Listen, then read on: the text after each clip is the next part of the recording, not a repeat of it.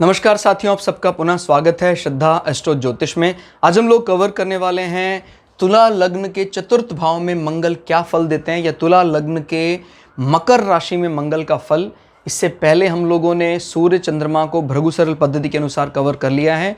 मंगल की प्लेलिस्ट जारी है और हम सूर्य से लेकर राहु केतु तक सभी ग्रहों का अलग अलग लग्न की अलग अलग राशियों में भृगु सरल पद्धति से फल आपके सामने रखेंगे।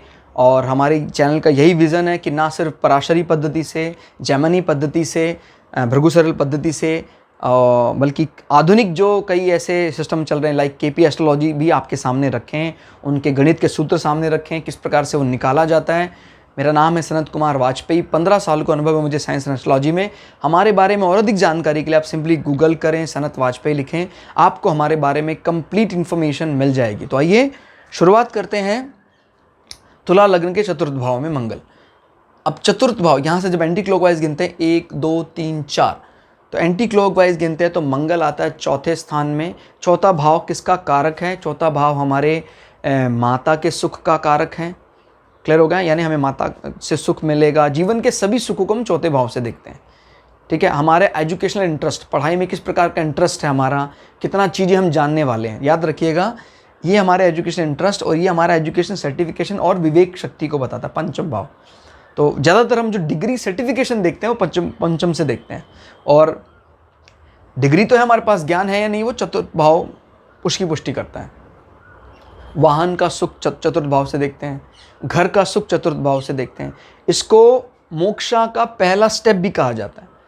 अगर चतुर्थ भाव में नीच का ग्रह होकर नीच भंग देता है, दोबारा बता रहा हूं, चतुर्थ का भाव कोई नीच का होकर चारों नियम से नीच भंग दे देता है। चारों नियम जैसे लग्न, चंद्रमा, उसकी नीच के राशि का ग्रह, उसकी उच्च की राशि से ग्रह से अगर नीच भंग देता है तो फिर वो चतुर्थ ही उसको सांसारिक सुख भी दिलाने के लिए कारक होगा और वो उसको पारलौकिक सुख या परम सुख मोक्षा के लिए भी कारक होगा। बहुत इंपॉर्टेंट बात आ रहा है, ये कहीं भी जनरली आपको आसानी से नहीं मिलेगा। बड़े लंबे समय के बाद ये बात हम जान पाए हैं कि चतुर्थ भाव का नीच का ग्रह अगर नीच भंग देता है सभी नियमों से, तो फिर वो उच्च के ग्रह से बहुत ज़्यादा बली हो जाता है। सांसारिक सुख तो मिलेंगे उसको, वो जिस वास्तविक सुख की चाह में उसकी आत्मा धरती में आई है वो डिज़ायर भी वो पूरी करके जाएगा। क्लियर? तो ये चतुर्थ भाव कर सकता है। अभी यहाँ पर क्या है, मंगल उच्च का होकर बैठा है, एक्सेल्ड होकर बैठा है। तो इन सुखों को लेकर आपको किसी के सामने हाथ फैलाने की ज़रूरत नहीं है, आप सर उठाकर जिएंगे। क्लियर हो गया? और मंगल किस किस भाव का मालिक होकर यहाँ बैठा है ये भी देखना है। भार्या का माने पति पत्नी के घर का मालिक यहाँ होकर बैठा है, अपने से दशम भाव में बैठा है। मतलब क्या है, आपके पार्टनर के कारण आपके सुख में बढ़ोतरी होगी। और उसके बीच में ब्रिजिंग का काम कौन कर रहा है? ब्रिज 10th भाव, 10वां, यानी इस भाव का मालिक अपने से दसम होकर चतुर्थ में बैठा है। तो इसको एक कनेक्ट करने के लिए याद रखिए 10वें को भी आपको लाना है। 10वें के जो जो फल हो सकते हैं उसको लाना है यहाँ पर। यानी आपके सुख को बढ़ाने में आपके पार्टनर ने जो रोल प्ले किया होगा वो कहीं ना कहीं आपको लगता है कि मेरे स्टेटस में इंप्रूवमेंट आपके पार्टनर के कारण आई है। क्लियर हो गया? तो इस चीज़ में घर में आप बहुत ज़्यादा बलशाली रहते हैं, लेकिन मंगल की जो 7वीं दृष्टि है, नीच की दृष्टि आपके वर्क प्रोफाइल में, ऑफिस एनवायरनमेंट में, वहाँ पर तनातनी रहती है, सबके साथ अनबन रहती है, लोगों के साथ जबानी जंग भी हो जाती हैं, क्योंकि कर्क राशि में मंगल लोगों को एक्सेप्ट नहीं होता है। तो ऐसा लगता है एग्रेसिव है ये बहुत ज़्यादा। अगर ऐसे लोगों के पास ये संभव हो कि ये वर्क फ्रॉम होम कर सकें, इस प्रकार का ये काम कर सकें, तो फिर तो अपने आप ही क्या, ऑफिस अगर घर में आ गया है तो फिर ये अपने आप में रेमेडी का काम करेगा। मतलब इसके प्रभाव को आपने पूरी तरह यहाँ शिफ्ट कर दिया। या ये ऐसे भी अगर किसी की इस प्रकार की कुंडली में यहाँ पर चंद्रमा बैठ जाते हैं, क्लियर हो गया, ये चंद्रमा इन केंद्रों में से किसी भी केंद्र में बैठ जाता है, तो फिर वो मंगल की नीच की दृष्टि नहीं मानी जाएगी। वो एक नॉर्मल दृष्टि की तरह माना जाएगा कि वही डायनामिक एनवायरनमेंट क्रिएट कर दिया। वैसे भी 10th हाउस में मंगल की कारकत्व है, वो चलता है। लेकिन फिलहाल जो कर्क राशि में मंगल देख रहा है वो नीच की दृष्टि है। तो ये ध्यान रखिएगा, अगर हम सिंपल कर्क राशि में मंगल की दृष्टि की बात करेंगे तो उसके फल हमें तनावपूर्ण देने वाले होंगे। लेकिन अगर कर्क राशि का मालिक केंद्र से माने केंद्र में बैठा है, केंद्र हाउसेस 1, 4, 7, 10 या अपने ही घर में बैठा है, तो वो नीच भंग की तरफ इशारा करता है और दृष्टि का भी बुरा फल टल जाता है। मंगल की चौथी दृष्टि 1, 2, 3, 4 अपने ही घर में पड़ रही है, तो अपने पार्टनर को लेकर बड़े आप सेटिस्फाई रहेंगे। सुख के भाव में बैठकर पार्टनर को देख रहा है मंगल, और आय के साधनों को बढ़ाएगा। बेशक से आपके ऑफिस एनवायरनमेंट में कलह चलता हो, आपको ऑफिस में ज़्यादा समय काम करने पर ज़्यादा पसंद ना आता हो, लड़ाई झगड़े चलते हो, लेकिन आय में कोई दिक्कत आने वाली नहीं है।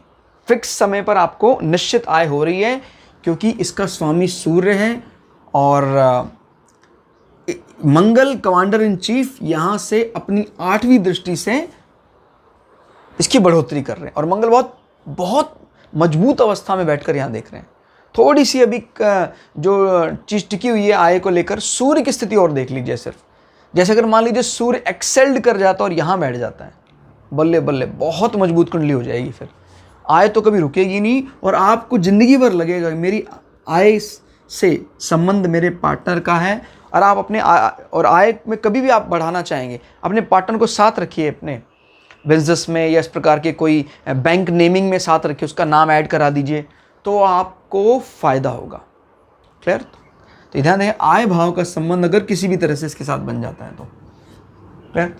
और आपकी जो प्रॉपर्टी एसेट्स, उसका मालिक भी मंगल एक्सेल्ड होकर चौथे भाव में बैठा है। यहाँ से गिनते हैं 1, 2, 3, अपने से तीसरे में मंगल बैठा उच्च का होकर, धन भाव का स्वामी, तो इसको बढ़ोतरी करेगा। इसकी बढ़ोतरी के लिए 1, 2, 3 फॉर्मल कम्युनिकेशन एक ब्रिज का काम कर रहा है। मतलब क्या है, आपके घर परिवार से आपके एसेट्स बढ़ रहे हैं, तो कुछ इस प्रकार की कोई चीज़ हो सकती है। मंगल आपके ज़मीन जायदाद को बताता है, और वाणी का मतलब है कुछ ऐसी वार्तालाप, कुछ इस प्रकार के केसेस हुए या किसी ने बीच बचाव करके आपके एसेट्स में और बढ़ोतरी करवाई।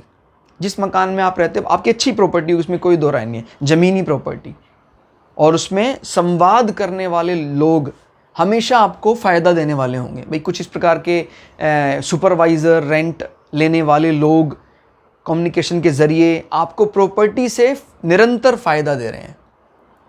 क्लियर हो गया? तो इस प्रकार की चीज़ हम ध्यान में रखें। या इस प्रकार की कोई इंडस्ट्री भी इन्वेस्ट कर सकती है आपके मकान में, आपके खाली प्लॉट में, कि भाई हम यहाँ पर एक कोई टावर वगैरह लगा सकते हैं क्या, बिकॉज तीसरा भाव कनेक्टिविटी का, कम्युनिकेशन का होता है, तो वहाँ से भी आपको एसेट्स की बढ़ोतरी हो रही है। जनरली एसेट्स का हम देखिए, इनकम जो होती है, आय, उसका एक पर्टिकुलर टाइम होता है रूटीन पे, 30 दिन के बाद आ रही है। लेकिन जो ये वाली चीज़ है, ये जनरली हमारी ज़मीन जायदाद या कोई ऐसा धन है जो फिक्स टाइम पे नहीं मिलता है। क्लियर हो गया? लेकिन this is directly proportional to this. कुछ समय के बाद यही जब डिपॉजिट होगा तो ये, अब कई लोग कहते हैं कि भाई हमें एसेट से मतलब नहीं, हमें तो आय से मतलब है। बट कई लोगों का विचार है कि यार आय का क्या करना, अगर एसेट्स मजबूत है हमारा। तो अपने अपने विचार हैं, और बात भी सही है, अगर आपके एसेट्स बहुत मजबूत हैं तो फिर आय कोई ज़्यादा मायने नहीं रखती है। तो ये दूसरा भाव सच में काफ़ी मजबूत स्थिति में अगर है, तो 11वें के मजबूत ना होने पर भी जीवन बहुत अच्छा बीतता है। ठीक हो गया? तो ये बात ध्यान रखनी है। नज़र हमने देख ली, चौथी नज़र, 7वीं नज़र, 8वीं नज़र और अपने घर। तो कुल मिला के ये फल बहुत अच्छा रहने वाला है। मंगल चौथे भाव में बैठकर आपके कई भावों को कंट्रोल कर लेंगे। इस प्रकार के जितने भी ग्रह हैं, मंगल हैं, बृहस्पति हैं, शनि हैं, राहु, जिनकी नज़रें काफ़ी ज़्यादा हैं।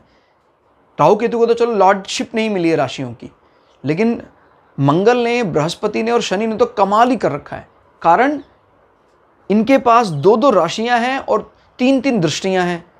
तो ये पूरे कुंडली के नेगेटिव प्रभाव को पॉजिटिव कर सकते हैं, या पॉजिटिव को नेगेटिव कर सकते हैं अगर ये शक्तिशाली हो जाएं तो।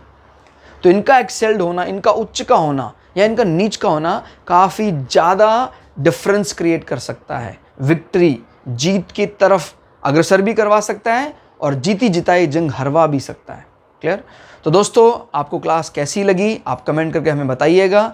अगर वीडियो अच्छा लगे तो चैनल को सब्सक्राइब कीजिए, वीडियो को लाइक कीजिए। मिलते हैं अगली वीडियो में, तब तक के लिए जय श्री भृगु पराशरा, जय श्री शुक्राचार्य, नमस्कार।